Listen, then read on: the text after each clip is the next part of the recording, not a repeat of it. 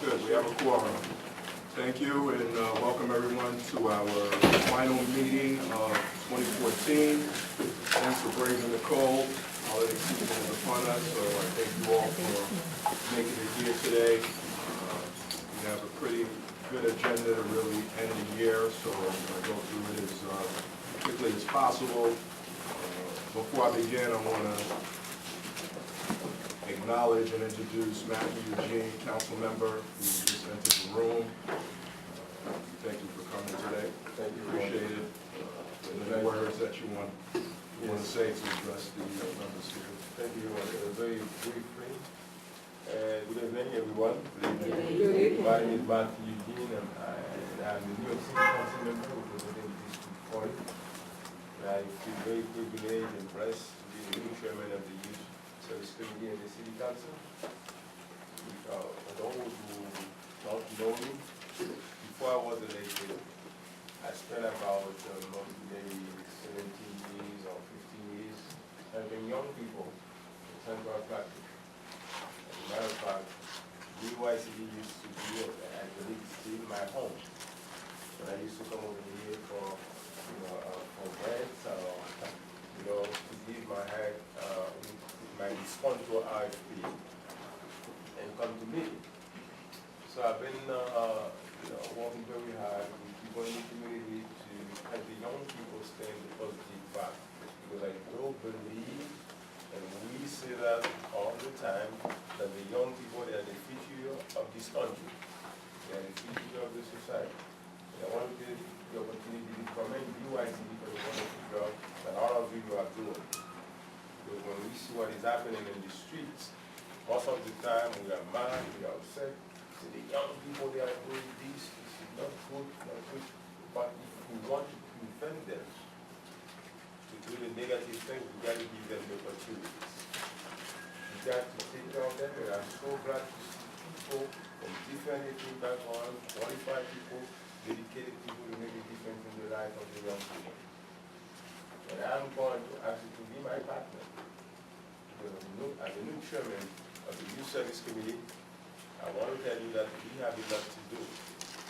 As a society, as a city, I believe that we have the moral obligation to provide to the young people the resources and the opportunities that they need to become positive citizens. And I do believe if we give them the right opportunities, we will better them from the negative path and set them to the road of success and empowerment.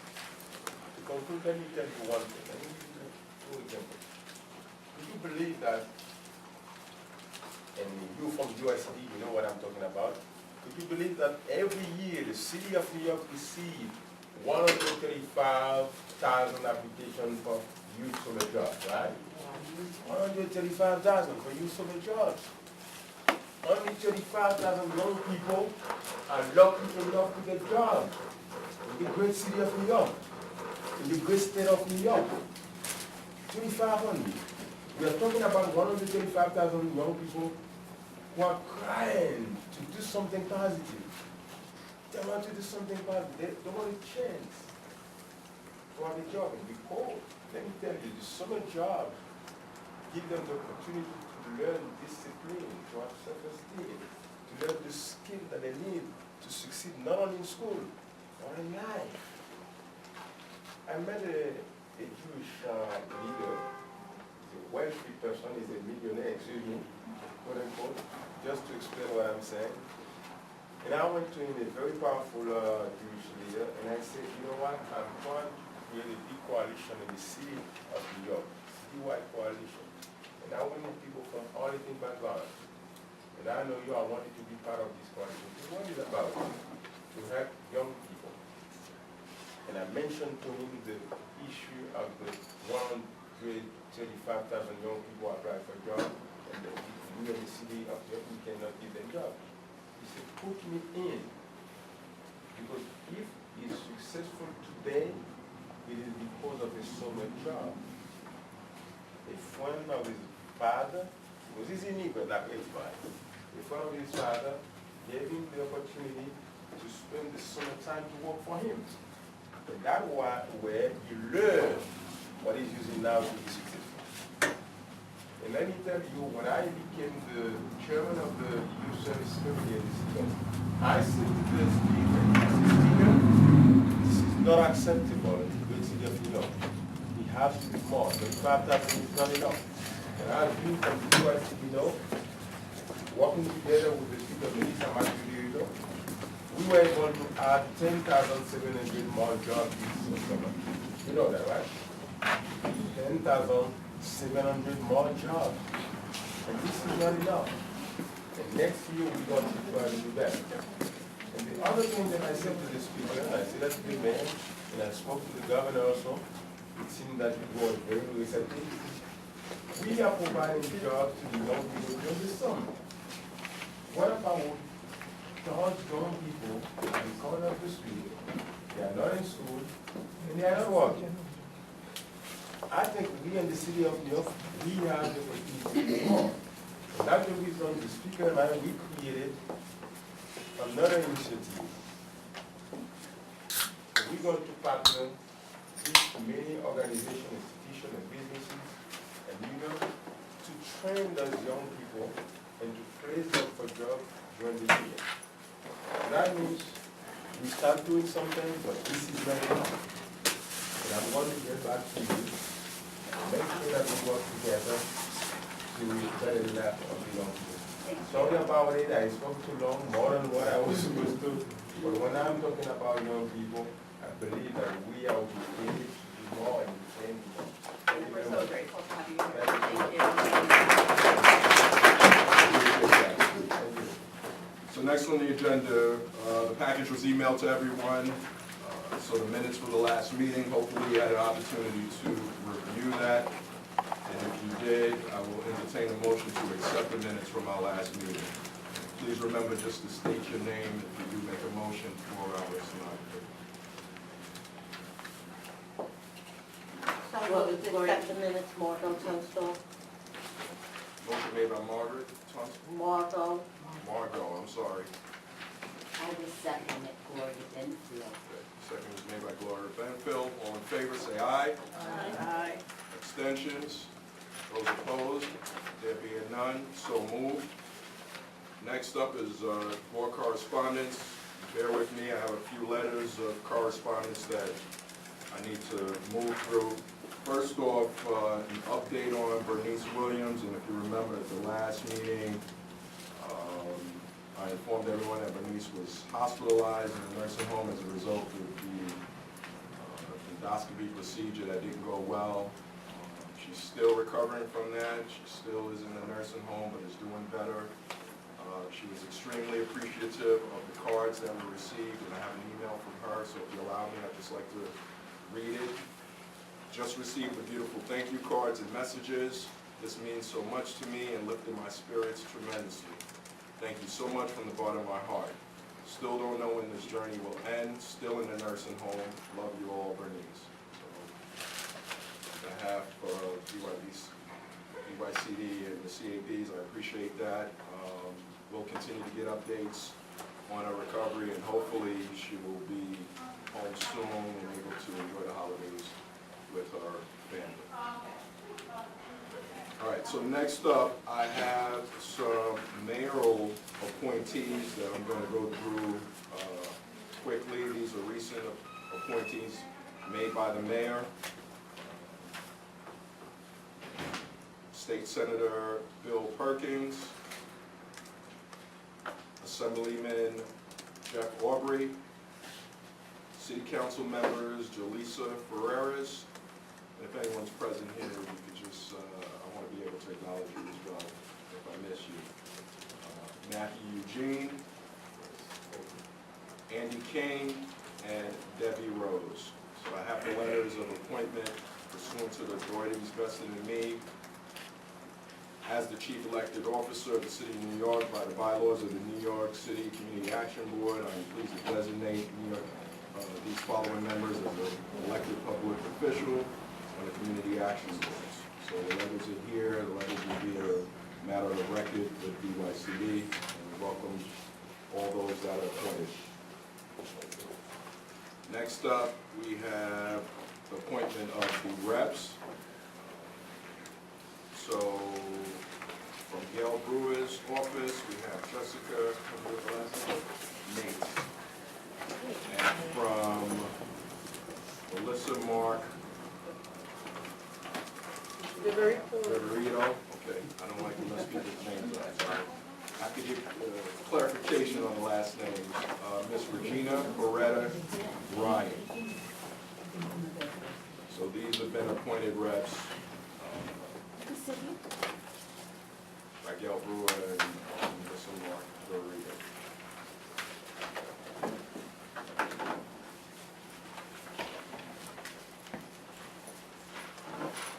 So these are private sector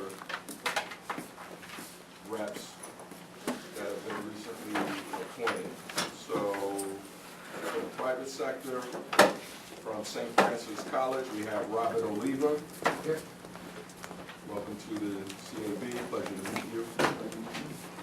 And on behalf of UNH, Gregory Bender. Oh, Brenda. Thank you. Brender. Get it right.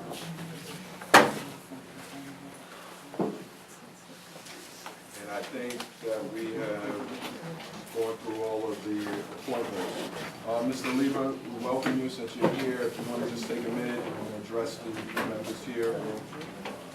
Sure, Have thank anything you. to say? Yeah, it's a pleasure to be joining this Community Action Board. I replaced Roxanne Persaud, who was the registrar at St. Francis College, and she's on to bigger and better things, and she was recently elected to the New York State Assembly. So congratulations to Roxanne. I know she put a lot of time and effort and energy into serving on this board, and it's my absolute pleasure to have been selected by Roxanne and college leadership to succeed her. With the DYCD, St. Francis College is another home to the DYCD. I know that you have several meetings a year that take place on our campus, and they're all funneled through my office. So it's an absolute pleasure to extend myself to serve New York City, to serve DYCD, and if there's anything I can ever be available to help each and every one of you, whether personally or from the college, it'll be my absolute pleasure to do so. We appreciate that and we look forward to the service that we can give and support, let us know. Should this be oh, I'm sorry. Apologize, Reverend. Brenda. I've gotten to be here a couple times before, as I used to be our alternate. And we're really excited. United Neighborhood Houses is the Federation of New York City Settlement Houses. We work with many city agencies, but we love working with the YCD.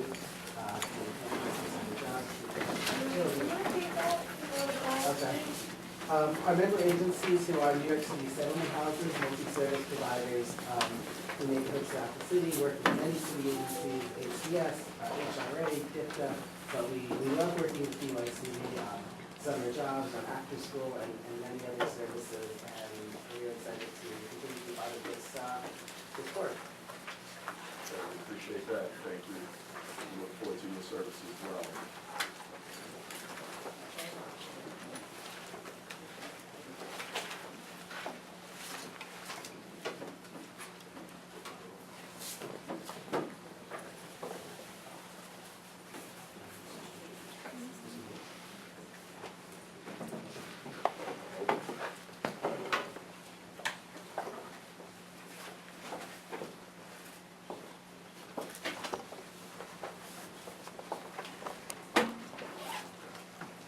Before I move on, we have some members that came in after the roll call. Can you just identify yourself so we have it listed as a matter of record?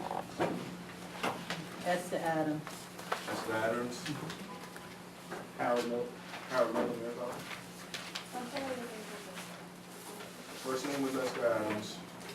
Harold Miller from the mayor's office. Monica Bates from the Rockville President's Office. And Candace Julian from the Brooklyn Borough President's Office. Thank you. And Mr. Miller, I'd like to acknowledge you and thank you for coming. You you have any remarks that you want to address to the CAD? No, not. Thank you. Welcome to. Okay, so I think, Joe, I don't think I missed any of the letters, so if not, I'd like to entertain a motion to accept the private sector reps, the alternates, and the appointments to the mayor's office. Please state your name. Sorry?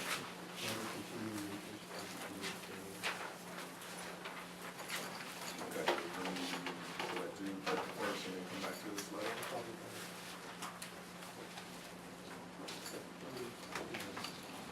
Okay, so I'll do this as a group.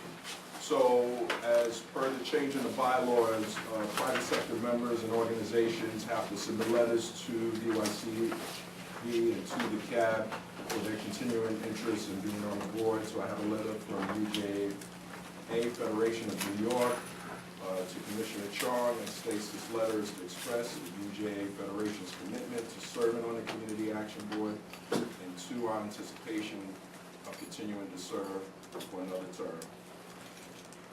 And this is a letter from Charlie Samboy, who unfortunately has to resign from the CAD because of, should I read the title? I'm going to paraphrase the letter, but in essence, he took on a new role at his organization and unfortunately cannot dedicate the time or energy to continue to fulfill his role here on the CAB. So regrettably, he has to resign as a member, and I have the official letter here that was sent as well.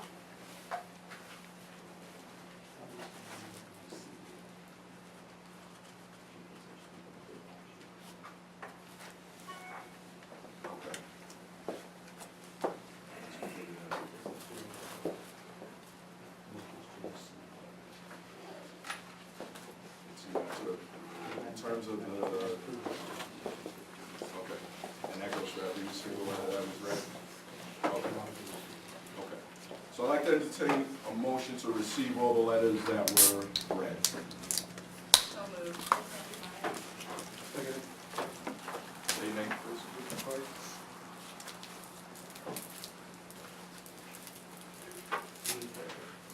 All in favor, say aye. Aye. Those opposed? Abstentions? There being none, so moved. Thank you for bearing with us with those letters. It was a group of letters, so we needed to get through that. Some of them weren't done from the last meeting. Next up, we have our financial and program.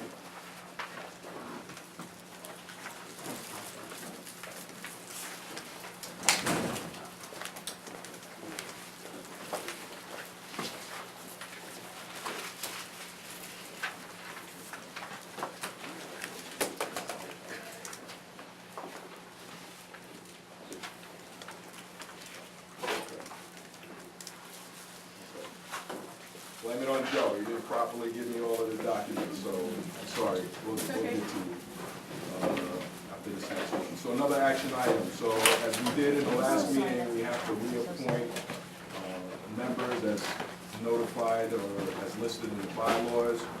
So these current members that I'm about to read are currently in their second term and need to be ratified, so I'm going to state their names and their term limits so that we can have their approval for the record.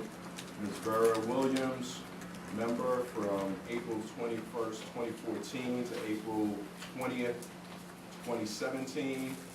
And Ms. Bernice Williams Johnson, April 21st, 2014 to April 20th, 2017.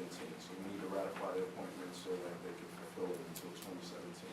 So I'd like to entertain a motion to accept the ratification of these appointments. Gloria Benfield, Region 2, I make a motion to receive out those particular extension of members to the board. Thank you. So move, Margot Turnstall. And properly seconded. All in favor, say aye. Aye. Those opposed?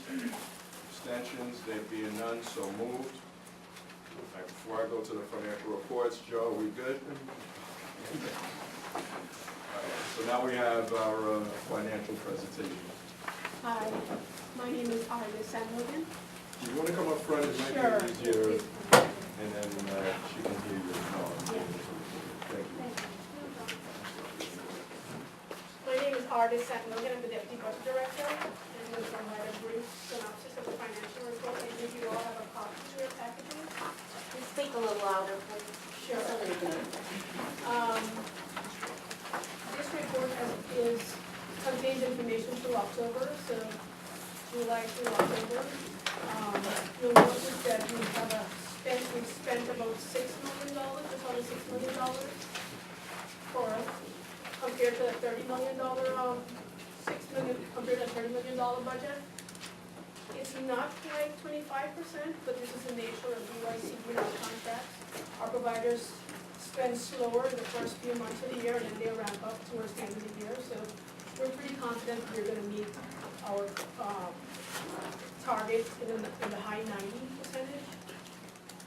I just want to point out a few things on the program contract that you might have questions about. I think you might have questions about. If we look at the immigration and refugee assistance line, where we have a budget of $1.1 million, and we spent about $511,000. Most of that spending is attributable to the 3-month immigration contracts that were kept here at DYCD. You might all be familiar with the fact that some of our contracts were sent over to HRA for our immigration contracts. HRA up to start those contracts is the 1st of October. So DYCD extended 3-month budgets to our old DYCD contracts. And they have spent it at a 93% rate so far. The program managers and our payment unit have done a good job of reaching out to them to make sure that they submit their invoices as early as possible. And so far we expect that they'll meet their targets. The next line is the HRA Legal Services Intercity. As I said, they took those contracts as of October 1st. And in our MOU, we have with HRA. We expect to get quarterly invoices from them. So the first time we'll get an invoice from them is sometime in January 15th. So if there's a meeting before then, you wouldn't see anything. But if this meeting after January 15th, you should expect to see some spending in this line. SYEP, as you all know, SYEP happens in the first 2 months of our fiscal year, and they have a robust spending so far at about 84%. All the other areas are par for the course. They'll ramp up later on, and we expect to spend as we've been spending in the past. I'm happy to answer any questions if you want to come in. Any questions on the financial quarterly report? Just one other thing. I want to point out you guys next with a comparison of one meeting to the next. You'll notice on the second page, the meeting as of September 18th, we spent at 5%. As of this meeting, we're at an 18% rate, so there's been an increase of about 13%.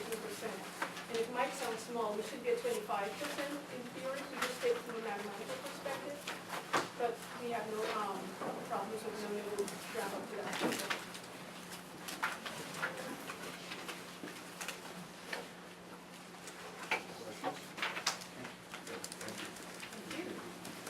Hopefully that quarterly comparison is helpful for you in terms of really understanding the financials. Is something that was recommended by the executive committee. Help to streamline the process in terms of reviewing it. Start to look at statistics at the meeting, so when you're looking at that prior to the meeting, it'll help if you have any report. So if there are none, I entertain a motion to accept the financial quarterly report. So moved. Say your name. Jacob Kidd. Gloria Benfield, second. So properly moved and seconded. All in favor, say aye. Aye. Those opposed? Abstentions? There being none, so moved. Next on the agenda, we have Assistant Deputy Commissioner. Oh, I'm sorry.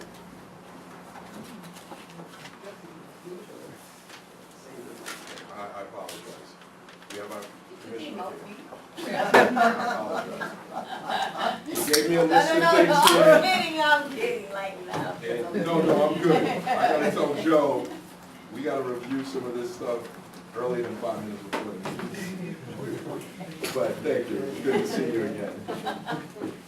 I'm Sandy Gutierrez, I'm the Deputy Commissioner of Community Development at DYCD.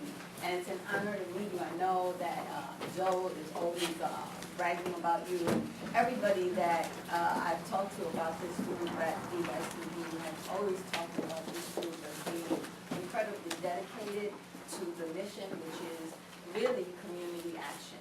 And that's the part of this agency that I am in charge of. So I'm hopeful that we're going to be doing some good deals together, and I can use that too. I want to take a few minutes to give you a little bit of my background and why it's not speech, it actually community development and organization is in my DNA. I grew up in the Lower East Side.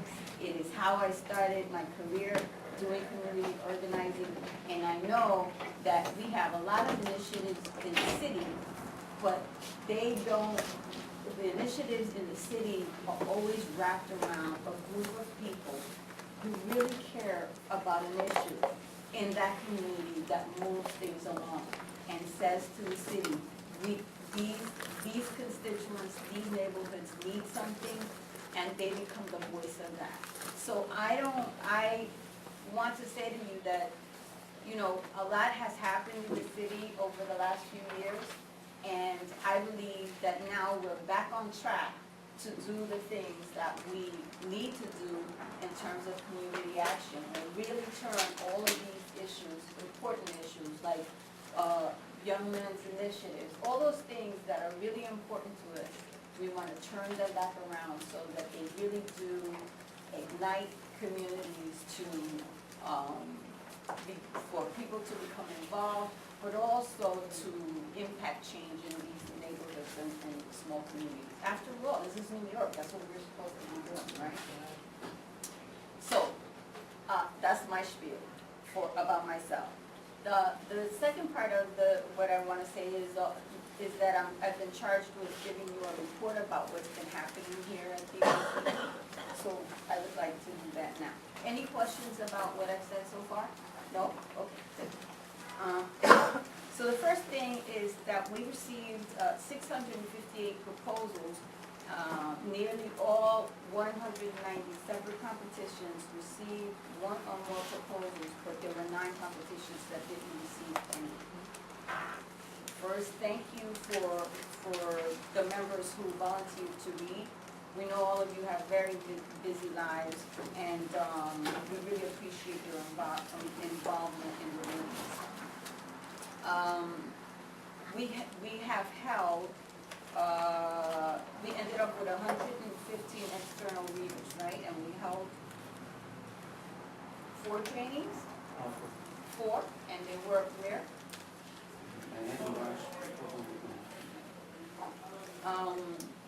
DYCD will go forward with reading and evaluating proposals received. If the evaluations result in other competitions no longer having a viable proposal, then those competitions will be combined with 9 which did not receive proposals from the beginning, and we will reissue the RFP for those competitions. That would happen around January, and we would still have time to go through with the full process so that we can make awards in those areas and process contracts for July 1 start date. Okay? Immigration RFP. The current contracts under this RFP end on June 30th this year. As you may remember, they deal with 5 subject areas: general legal services to immigrants around status issues, specialized status, social services for youth, services to victims of domestic violence, assistance for immigrant workers around general know your rights, health and safety education, and individual representation. The immigrant legal contracts which were under the RFP were transferred to HRA, and it's what I was alluded to before. Were transferred to HRA for this current fiscal year, which starting this past July 1st. You will be hearing from HRA later at this meeting. The fifth option under this RFP, known as Service to Immigrant Families, had been retained by DYCD. Those contracts end this fiscal year too, and will be issuing a new RFP soon.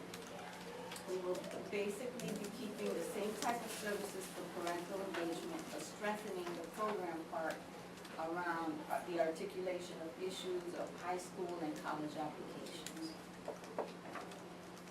We're good? Okay. Some of you may remember that in August, DYCD hosted a poverty symposium to recognize the 50th anniversary of the launch of the War on Poverty. Do you remember, how many people went to that? So, other things have happened since then. And this tour will end with a grand finale event on Thursday, December 11th, a virtual event. CAB and NAB members, as well as anyone else, and other members of the community we serve will be invited to attend by logging on, and we're gonna, I believe, do they have in their packet, these links? No. Do we need to write them somewhere? Okay. So there's two links that you can look into for more information about that. To register in advance, and there's another link so that you could register if you're interested. Someone will send you this web link by email, right? Okay. The next thing is that the New York State Department of State has asked the community action agencies to help spread the word about the enrollment of the Affordable Care Act. We are reminding our senior delegate agencies about the importance of helping their program participants access health care and are working cooperatively with HRA's Office of City Health Insurance Access to spread this message. Obviously, this is a huge need. Not enough of the word has gotten out to the people that really need it, so the more that you can do to spread the word, that would be wonderful. Last Sunday I went to my church and there were so many people who raised their hands and that didn't know. And you could tell that there were people that would have needed that service. We encourage the CAB and NAB members to remind your neighbors about this opportunity.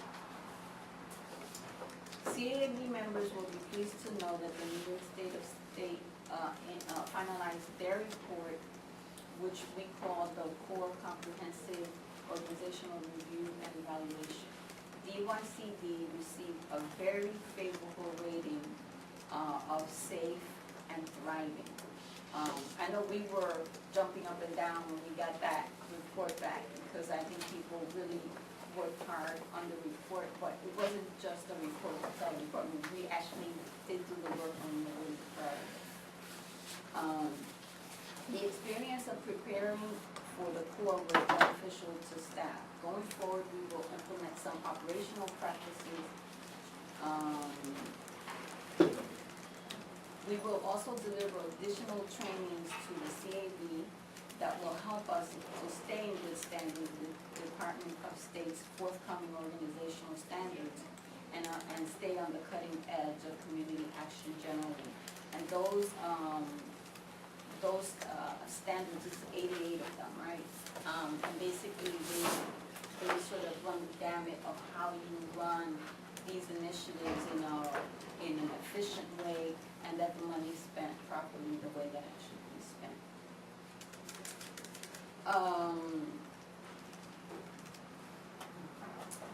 Finally, this is a big deal. We've been talking a lot about this issue here at DYCD, and you will be invited also to have conversations with us about it.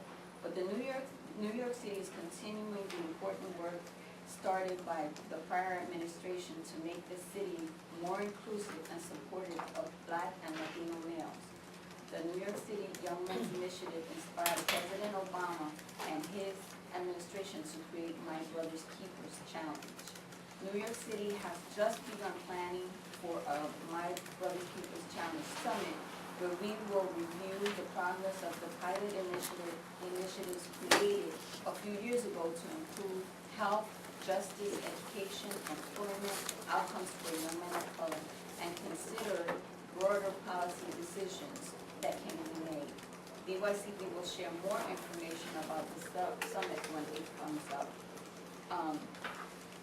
I want to acknowledge our agency's youth programs and Cornerstone Mentoring and Community Development programs, such as the Young Adult Internship Program and the Young Adult Literacy Program that have participated in YMI and contributing knowledge to this effort. Now, one of the things that we did recently at DYCB was we convened 50 staff members to talk about issues of young men of color, so that we could, because everybody who works at DYCB is a community member, and we wanted to hear what people thought, what could be the solutions, what could be policy recommendations. We're really excited about those conversations here. We actually did draft some policy recommendations, but now we want to take it out to the community. And we hope that you will be our partners in getting those conversations going, because the more the awareness goes up about how young men of color are assets in our city, and that we begin to do something actionable to help, this issue will not change. And so I'm gonna leave you with this. If you think that in the last 20 years, things have changed for men of color, then, you know, just keep that answer to yourself, but then you need to be in that conversation to defend your point of view about that. So I invite you to do it. So, thank you. Thank you, Commissioner. I have one more thing, I'm sorry. This will be the last time that we're meeting in this building. Did you all know we're moving? And we're moving to 3 sites. So our challenge is, how do we stay as this incredible team that we are with you at 3 sites? We haven't quite figured it out yet, but we will, I promise you. And one of the ways that we'll do that is by having these real important conversations, staying in conversation with one another. So thank you. Thank you. Any questions regarding the Commissioner's report, any aspect of it? Just the time on the virtual event. Can I just have a name? Helene Hartman at NASP? Just the Yes. time you said? Yes. Can you just, I didn't hear you. Just what's the name? Helene Hartman at NASP. The questioning. I just wanted to know if there's a time for the virtual event on December 11th. Mike Bobbitt, Assistant Commissioner, the virtual event will be 10 a.m. to 3 p.m. and we'll send that information, we'll send the web link. Any other questions? Thank you, Commissioner. We appreciate the report. Is there a motion to accept the Commissioner's report? Gloria Benton, so much. Okay, we had 2 people in motion, so who? I think Mr. Claire Phillip motion first, and it was seconded by President Jason Price. All in favor, say aye. Aye. Those opposed, abstentions, there being none, so moved. Next up is the Chairman's and Executive Committee report. As always, the Executive Committee met prior to this meeting. We reviewed the agenda that we're going through presently. The committees briefly reviewed what took place in their meetings, and the committee members are present here, so I'm not going to delve too much into that because they're going to briefly give a synopsis on their report. In terms of new business, and I'm going to ask Sandy to expound on it a little bit as well. In our committee meeting, we came up with the idea of inviting all of the borough presidents to the CAB meeting to really, one, get some one-on-one time with them, talk to them about the work we do as CAB members, and also to get some feedback from them on the success of some of the programs that are taking place in their respective boroughs in districts. We can give them an update on the programs and vice versa. They can certainly give us some feedback of how those set programs are doing in their respective boroughs. There's a process to get the letter done, and DYC and Josie and Sam are working through that to help us do that, but we hope to have a letter drafted and sent out so that they can be invited to our next meeting. We'll probably have to space out the invitations, because to have a work meeting is probably unrealistic. It wouldn't happen anyway, but I think it would be a great idea, obviously, to have them present at the meeting. So I just wanted to let you know that was a thought process in terms of our executive committee meeting, and have any feedback and suggestions, certainly we'll welcome that as well. With that said, I'm going to move it to Mr. Joe Pierre, who's the chair of our governance committee, with a recap of what took place in his committee. Hi, good afternoon and welcome. I just want to say that if everybody has turned to that page on the governor's report, you would recognize that the Department of State came in for the audit, and while they did the audit, they made some recommendations to us. They made some recommendations to the bylaws and what it means by making some improvements. They looked at attendance and found that attendance, they had a problem with the attendance because more people were absent than present. And the state was very concerned about why, if we have 5 meetings, 5 of these meetings for the year, why should we have so many absences? And so the state made some recommendations that would go back to the bylaws and make some corrective changes. We would rarely do that, and we would proceed at the next meeting to look at such recommendations with the bylaws and see how best they fit. Something came up as well. If you look at the bylaws as they presently stand, you would recognize that we made an exception to the people who represent the political arm. But we found in reviewing just recently that if we should make such an exception, it would not be right for the rest of the board to function. We cannot function with a two-tier system. Everybody should fall within the ambits of this recommendation, whether it's state, whether it's the political arm, whether it's private sector or public sector, everybody's equal. So nobody would be exempted from the fact. So at the next governance meeting, we would be totally reviewing such a document to make sure that we all comply. The state made another recommendation to us, and this, I believe, is the first time that the state felt that we were healthy and striving as an organization.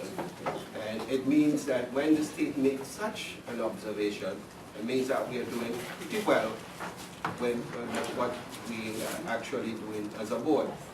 So we look forward to most of us participating in the upcoming year so that we could have at least full attendance.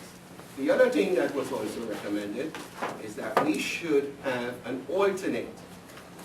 Those of us who sit representing any jurisdiction should have an alternate. If you cannot make the meeting, then an alternate should be selected from your organization.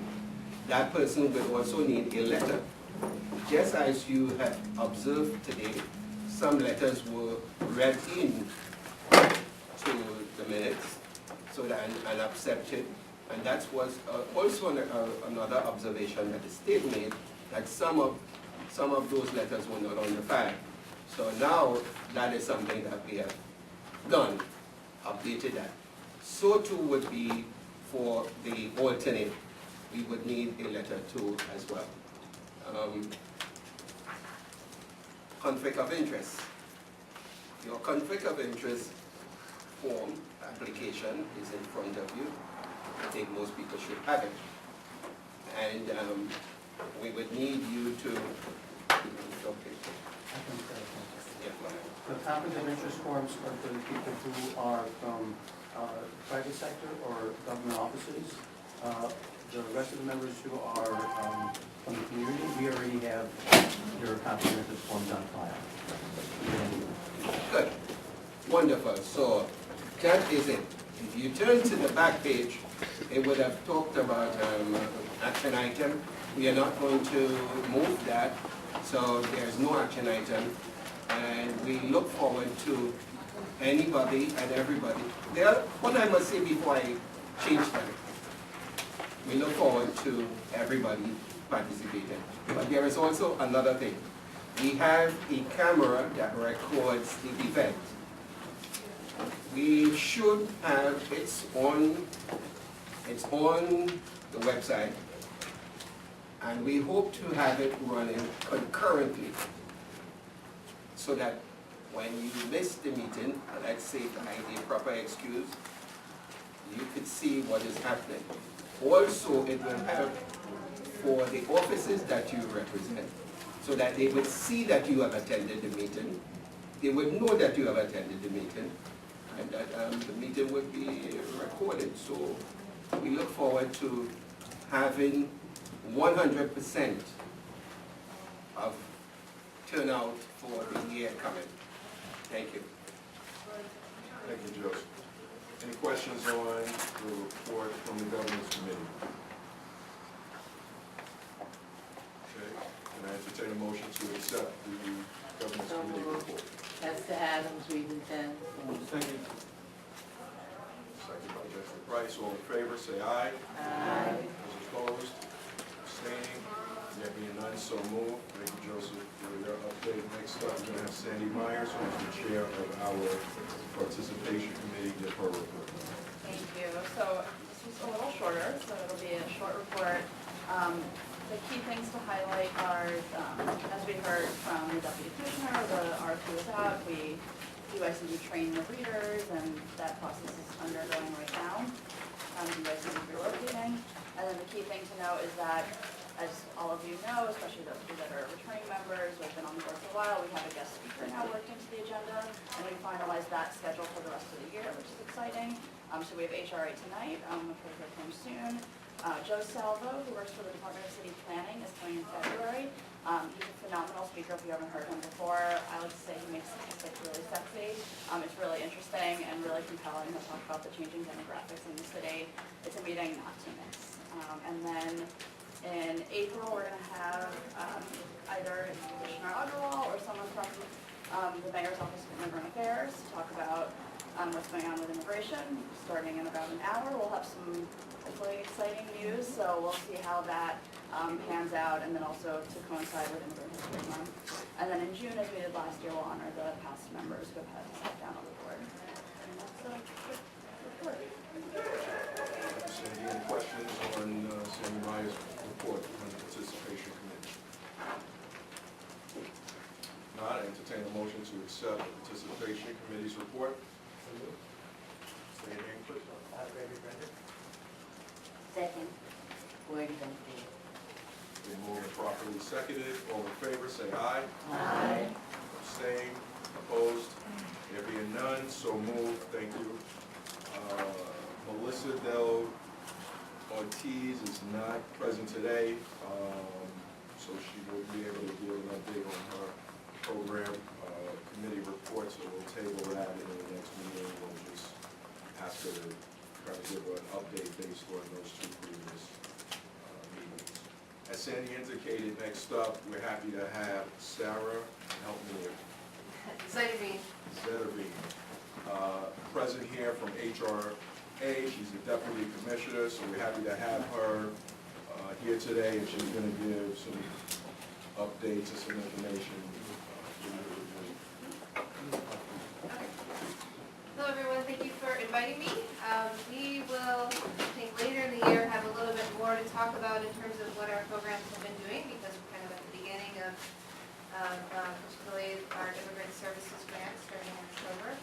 But I just wanted to give you an idea of what our legal service initiatives are at HRA. We consolidated a lot of the city's legal services programs all in one place. So we have $13.5 million of anti-eviction legal services, used to be at DHS. We're going to have some of the funding for legal services for the elderly. We have over $11 million in city council discretionary funds for mostly housing-related services. We have the $5 million in immigrant services and immigrant opportunities initiatives. So it's providing a full range of services to immigrants. And then in particular, the city council program, the NIFUP program, the New York Immigrant Family Reunification Project, which I heard of is New York City is the first municipality to actually fund lawyers to help prevent deportation.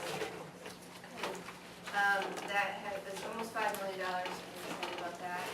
And now the city council has added another $1 million to help provide services to the unaccompanied minors that have been coming to New York City. So in partnership with the Robin Hood Foundation and the New York Community Trust, we're going to serve almost 800 unaccompanied minors and their families to help them be able to transition into citizenship here and file for the, all they need to do legally, and also their benefits and their schooling and the whole range of services. So in terms of the immigrant services, for the CSBG, we are about to release a concept paper because we need to have a new contracts in place in July. So the next meeting on December 3rd, I think, I will be able to pass that out. But for now, I can just tell you that we are going to keep it to the same 4 programs that we received, which are the general legal services for immigrants, the legal services for immigrant youth, the services for survivors of domestic violence and human trafficking, and the services for immigrant workers. So those would still be the 4 program components, and we're really excited to put it out there, get comments from the community, and have another set of programs up and running in July. The immigrant opportunity initiatives that used to be part of the city council, those also will be RFP'd, and the concept paper should also be out following the CSBG in December. That one, we're going to hopefully be able to encompass whatever good news we hear tonight, perhaps from our president. So, if there's executive action that we're imagining, there will be a lot of service need there. And so we could, those contracts will encompass being able to serve people who will not be eligible for those services. And I don't know, I just wondered if you had any questions about these programs and the procurement timelines. Please just let me know.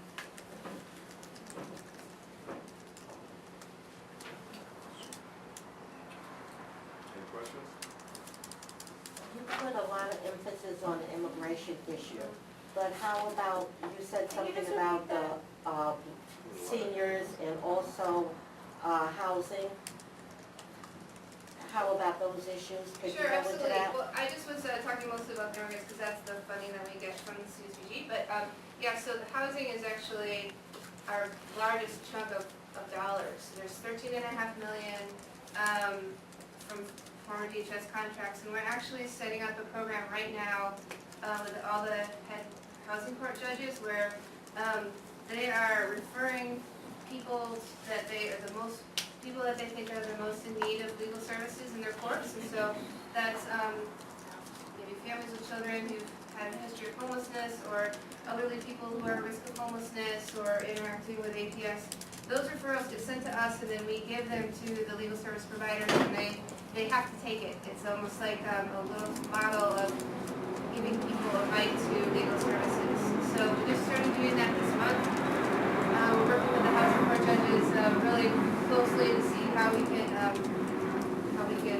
expand this and make sure we're really targeting it and show that it works, and then maybe continue this drive a lot of us have in the field to really get the amount of resources we need for everyone in housing court to have a lawyer. So we're far off, but we're starting focusing on that. And then the assigned counsel project is something that is at the Department of the Aging, and we don't actually have it at our agency yet, but that is very similar in that housing court judges identify people that they really think could benefit from the services, and they are directly referred to service providers who also have a social service component to help people with what other issues they might be facing. So that is about $2 million dedicated to those services. Okay, thank you. I just have one question. The $13 million to legal services, is any of that money going toward immigration as well? No, that's for housing court. That funding is really for preventing homelessness, and so it's trying to catch people, whether they're immigrants or not, who are in the housing court. So it's actually a great match with, when you're helping. A lot of these times people are faced a range of issues, right? They don't have the right status where they can get the right job, and they're falling behind on their rent. And so a provider can be helping people file or appeal things, and also be helping them in housing court with the other funding. So there's a nice range of services, of legal services. But altogether, the immigrant services are $5 million for the 9-foot program, $1 million for the minors, and then it's about $5 million in the combined Immigrant Opportunity Initiative and Immigrant Services. So it's a So it's enough for immigration? no, I know, there's definitely, but it is a good chunk of funds overall in the pool. Any department in that, is it safe to say with the new mayor that the focus is more on keeping people in their homes, and that you guys are, in terms of facing eviction, the amounts that the HOA is paying changing, or is that? Yes, too early? yeah, so on one side, already, we used to have only $6 million in anti-eviction legal services, and now we have $7.5 million of inheritance tax. So it's more than doubled since July, so that's a very big input right there. And this whole initiative with the minors and getting that money in for private funding, I think that's also an example of the speaker also being very involved in helping resources come in for this.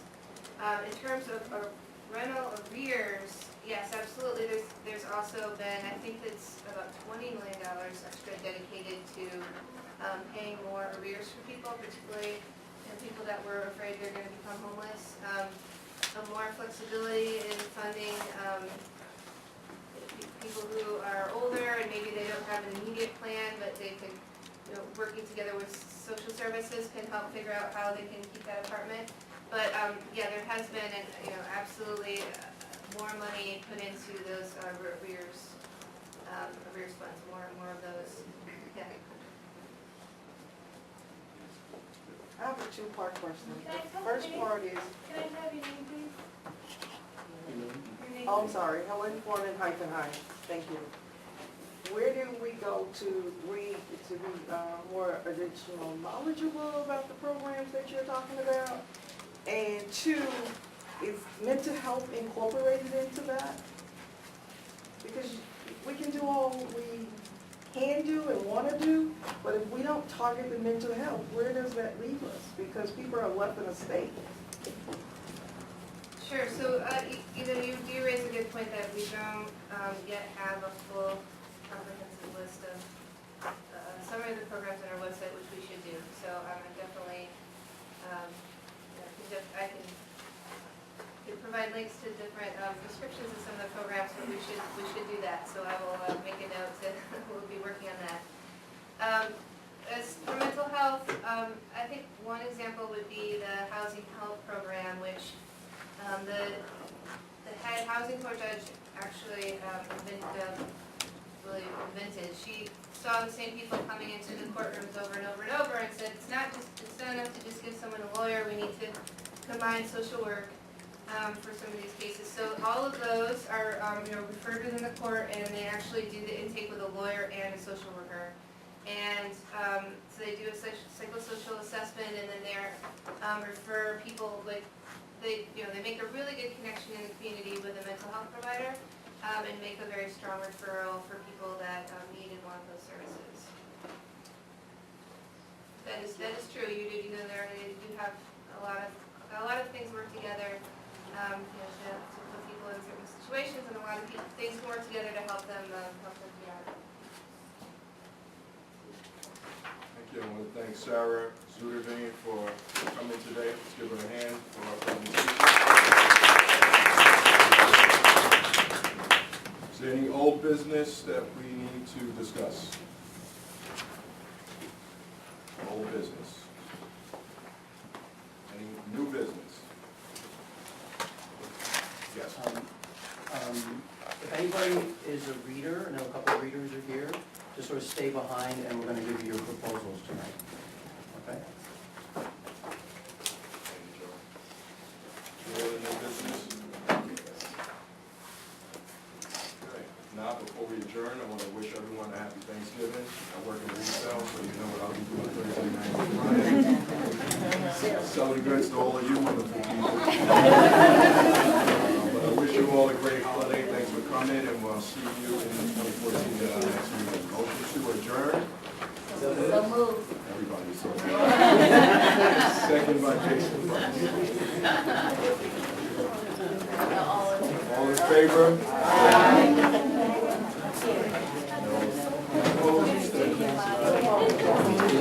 Thank you, Sarah. So I know we're early.